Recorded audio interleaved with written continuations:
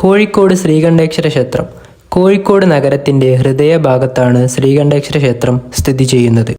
കേരളത്തിലെ പ്രശസ്തമായ ശിവക്ഷേത്രങ്ങളിലൊന്നാണിത്. 1910 മെയ് മാസത്തിൽ ശ്രീനാരായണ ഗുരു ക്ഷേത്രത്തിൽ ശിവലിംഗം പ്രതിഷ്ഠിച്ചു. പടിപ്പുര കടന്നെത്തുന്നത് വിശാലമായ ക്ഷേത്രമുറ്റത്തേക്കാണ്.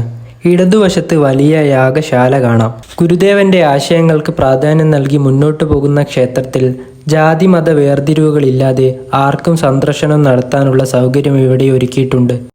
ഷർട്ടും പാൻസും ധരിച്ച് നാലമ്പലത്തിനുള്ളിൽ പ്രവേശനമുള്ള കേരളത്തിലെ അപൂർവം ക്ഷേത്രങ്ങളിലൊന്നാണിത്. ഉപപ്രതിഷ്ഠകൾക്കായി കോവിലുകളും ദീപസ്തംഭവും ചുറ്റമ്പലവും പ്രദക്ഷിണ വീതിയും ആൽത്തറയും നമസ്കാര മണ്ഡപവും ഗജമണ്ഡപവും ഓഡിറ്റോറിയങ്ങളും എല്ലാം ഉൾപ്പെടെ വിശാലമായ സ്ഥലത്താണ് ക്ഷേത്രം സ്ഥിതി ചെയ്യുന്നത്. ശ്രീകണ്ഠേശ്വര ക്ഷേത്ര ദർശനം കൂടി നടത്തിയാലേ കോഴിക്കോട് കാണാനിറങ്ങിയവരുടെ നഗരപ്രദക്ഷിണം പൂർത്തിയാകൂ. നഗരമധ്യത്തിലുള്ള ക്ഷേത്രത്തിൻ്റെ മതിൽക്കെട്ടിനുള്ളിൽ ശാന്ത സ്വച്ഛമായ മറ്റൊരു ലോകമാണ് കാത്തിരിക്കുന്നത്. നഗരത്തിൻ്റെ തിരക്കുകളൊന്നും ബാധിക്കാത്ത വിശാലമായ ക്ഷേത്രഭൂമിയാണ്. വളരെ മനോഹരമായ അന്തരീക്ഷമാണ് ക്ഷേത്രത്തിന് ചുറ്റുമായി നമുക്ക് കാണാൻ കഴിയുന്നത്. നിരവധി പേരാണ് ഈ കാഴ്ചകൾ കാണാനും അനുഭവിക്കാനുമായി ഇവിടെ എത്തുന്നത്. ശാന്തസുന്ദരമായ ഈ ക്ഷേത്രത്തിൽ എല്ലാവരും ഒരു തവണയെങ്കിലും വന്ന് ഈ കാഴ്ചകൾ നേരിട്ട് അനുഭവിക്കേണ്ടതു തന്നെയാണ്. ക്ഷേത്രാന്തരീക്ഷം ഇഷ്ടപ്പെടുന്നവർക്ക് ഇവിടെ വന്ന് ഒത്തിരി നേരം ഇരുന്ന് ഈ കാഴ്ചകളെല്ലാം ആസ്വദിക്കാൻ കഴിയും. ഏക്കർ കണക്കിന് സ്ഥലത്ത് വ്യാപിച്ചിരിക്കുന്ന ക്ഷേത്രവും ചുറ്റുപാടുമാണ് ഇവിടെയുള്ളത്.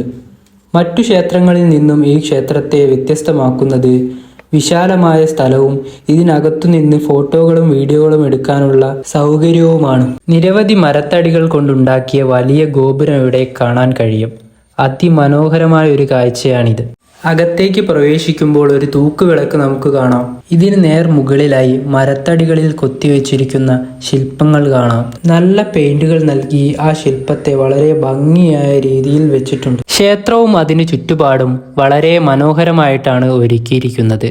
അത് നമുക്കൊരു പോസിറ്റീവ് എനർജിയാണ് നൽകുന്നത്. ഇന്ന് ക്ഷേത്രം സ്ഥിതി ചെയ്യുന്നിടം പണ്ടുകാലത്ത് നല്ലീശ്വരം മഠം എന്ന പേരിലായിരുന്നു അറിയപ്പെട്ടിരുന്നത്. നല്ലീശ്വരം എന്നൊരു ക്ഷേത്രവും മുൻപ് ഇവിടെ ഉണ്ടായിരുന്നു.